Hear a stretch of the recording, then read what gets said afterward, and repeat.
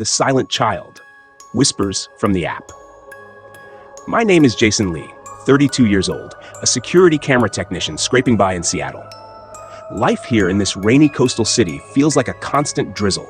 Gray buildings from the 80s, hallways smelling of mold and damp concrete, and the endless hum of tech waste from the nearby electronics dump. I live alone in apartment 512 of an old complex in the International District, surrounded by immigrant workers from Asia and Latin America, everyone keeping to themselves behind locked doors.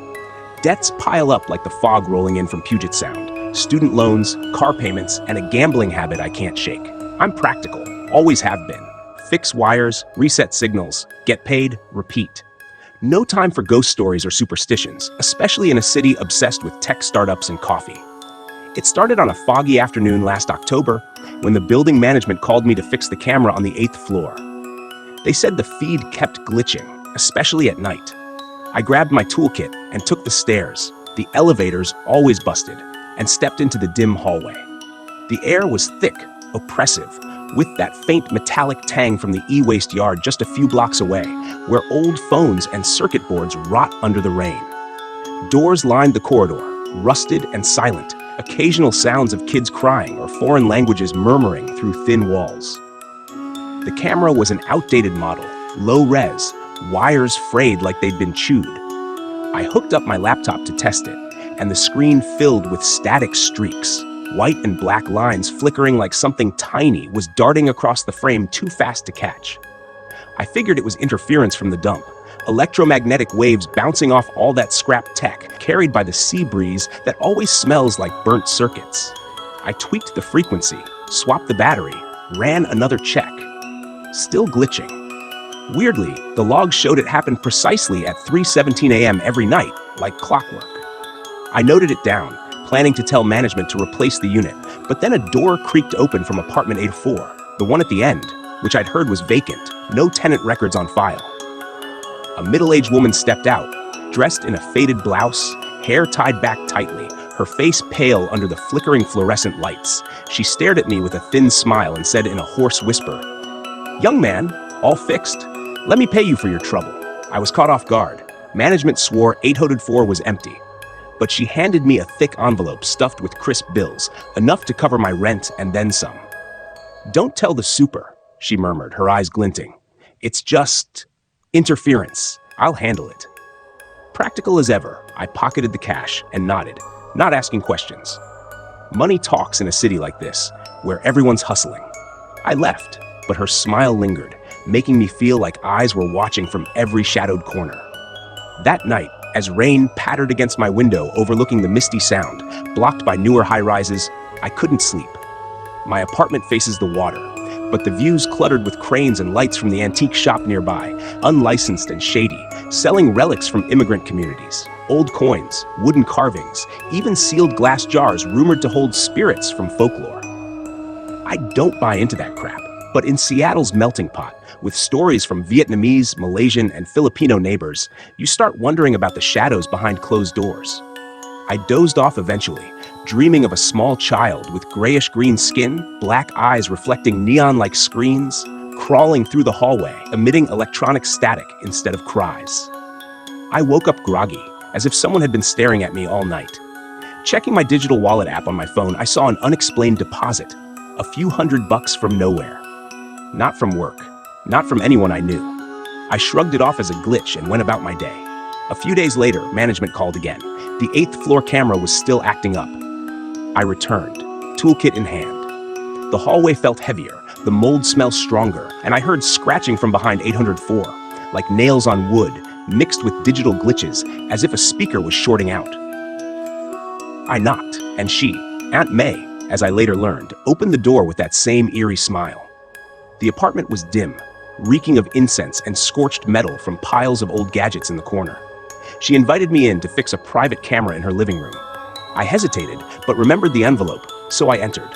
The place was a mess, books on feng shui and ancient rites, stacks of antique coins, and on a rickety table, several glass jars sealed with red wax, condensation fogging the insides as if something was breathing. "Don't stare," she said calmly. "They're my pets."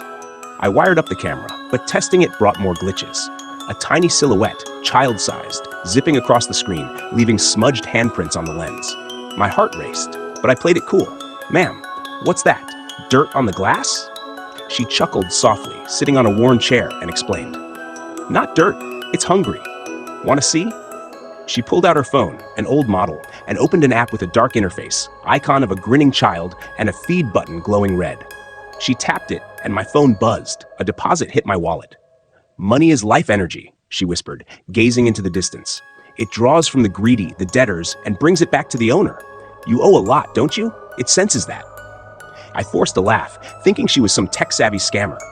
But then she cracked open a jar, just a sliver, and I saw it. A diminutive creature, infant-like body with ashen green skin, pitch-black eyes reflecting light like faulty pixels. It didn't cry. Instead, it emitted glitchy static, radio interference mixed with whispers. She called it the silent child, a toil, but not the pure folklore kind from her Malaysian roots. She'd enhanced it with ancient rituals fused to tech, symbols etched on the jar lid, and the app controlling it via Bluetooth, linked to bank accounts and e-wallets. "It doesn't feed on blood or offerings anymore," she hissed. "It feeds on data, on digital cash. From the e-waste dump, I wired it to electromagnetic waves. Now it siphons funds from anyone through this." I didn't believe it, but curiosity and greed won. She shared the APK file from a shady source, showed me how to install and command it. "Try it," she urged, "but don't get greedy. It always wants more." I loaded the app, logged in with my number, and the screen listed victims. Neighbors in debt, stingy bosses, even anonymous accounts tied to the antique shop. I selected one, hit drain, and minutes later, cash flowed into my wallet, untraceable. I left 804 buzzing with excitement, unease gnawing at the edges. That was the first pact. From there, my life flipped. Money poured in, thousands a week, debts vanished, splurges on gadgets and nights out. I used the app to feed it, sending the toil to siphon from others. The balance drained, ticking up like a game score. At first, I justified it. Only from the wealthy, the cheats. No harm.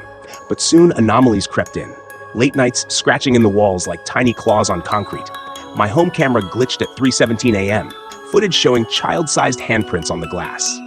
Old coins from my pockets arranged themselves in circles around my bed, like a ritual ward or summons. I woke sweating, feeling watched from behind the door. I visited Aunt May repeatedly, probing for answers. She elaborated. The toyol came from the antique shop, an ancient jar from Malaysia, but she'd hybridized it with dump tech, tapping into data waves, turning it into a techno-folklore horror. "It's no longer just a spirit," she trembled.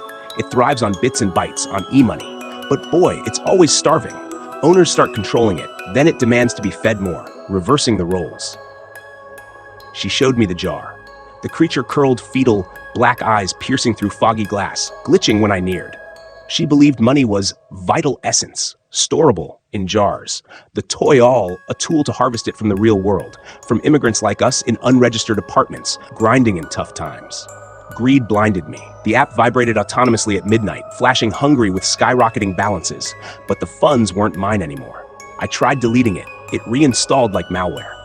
The toyol defied commands. Instead of draining others, it drained me. Accounts emptied, old debts ballooned. Insomnia hit hard. Glitchy static echoed in my skull. Whispers of "feed me." Dreams turned nightmarish. Trapped in a glass jar, fog blurring the outside, the toil crawling around, black eyes devouring.